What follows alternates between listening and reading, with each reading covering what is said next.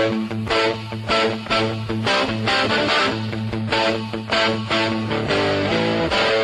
back to this already the final segment of the Price of Business. I'm your host, Kevin Price, talking to you about you and your business. Talking about business plans today. Business Plan Monday, I guess. Get that startup going in the right direction. Alex Genadinik is our guest here this final segment. Alex, you're contributing a lot to this discussion. Tell us about yourself and tell us about your company. Sure. Thank you for having me on. So I'm a software engineer by trade, by education, but I've always tinkered with things. I've always started companies and projects, and early on, I realized that, if you don't plan, you plan to fail, And even though in the technology industry, business planning, it's not too popular, there's still a lot of value in having a business plan to organize your ideas, at least, right?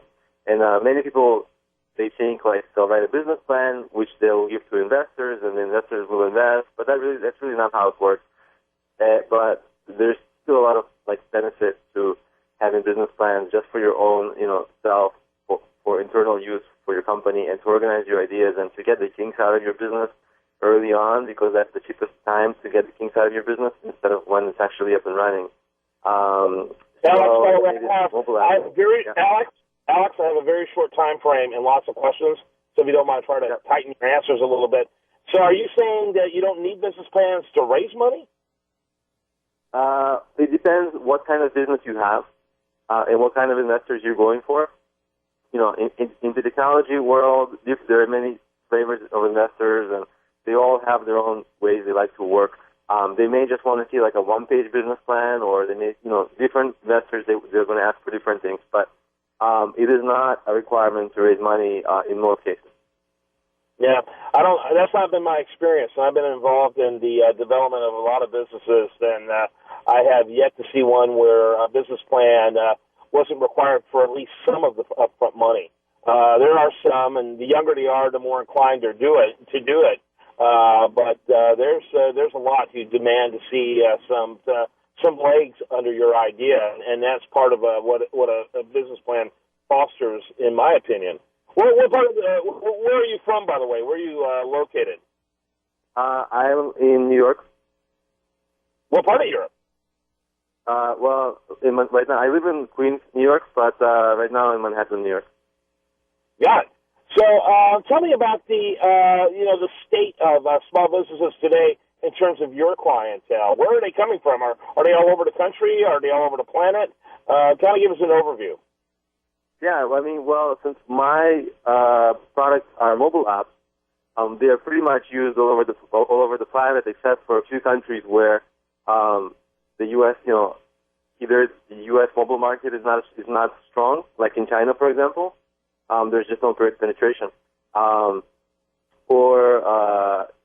Since my apps are very heavily, education and text-based, it's where English is the primary language or one of the primary languages. So just about everywhere in the world, but very heavily focused on English-speaking populations. Yep. So tell me about how they engage with you to get the business plan done. Do you use a team? How much of it's done virtually, or kind of give us an overview of how your plans are developed? Sure. So my philosophy is that until someone specifically asks for a business plan, you kind of should just have a plan for yourself. So I made mobile apps which people can find in the Apple App Store or Google Play by searching for Problemio. In fact, if people search for just business in Google Play, my apps are number one. These apps, they help people in three distinct ways. Number one, there's a lot of educational materials, because what I find is that most people, no matter where they are, if they're first-time entrepreneurs, they need a lot of education. They need a lot of background, on every aspect of planning, from your, properly planning your target market to your products, to your finances, things like that. And then on the paid apps, there's a lot of free apps, but on the paid apps, people are able to connect with expert help. So they're actually able to chat with a person, a real person who can give them advice. And that's invaluable because, that advice is personalized.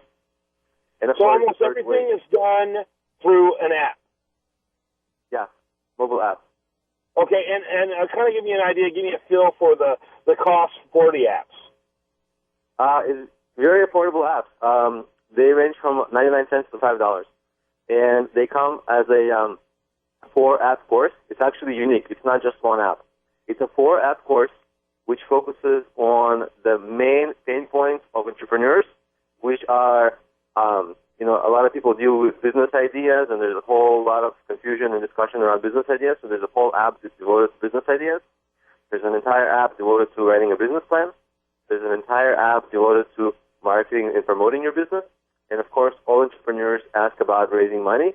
And that's the 4th app, which is a fundraising app. So they come as a 4-app course, but people can get whatever apps they need, because whatever topics they are currently working on.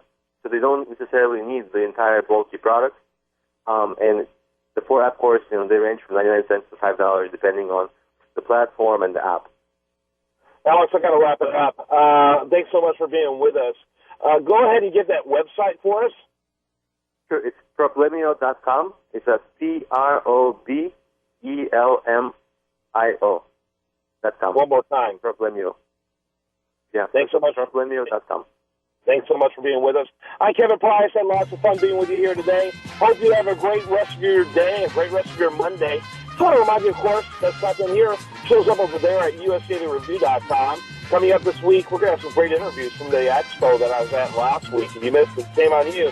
But you're going to hear some of the stories later this week here on The Price of Business. Have a great day.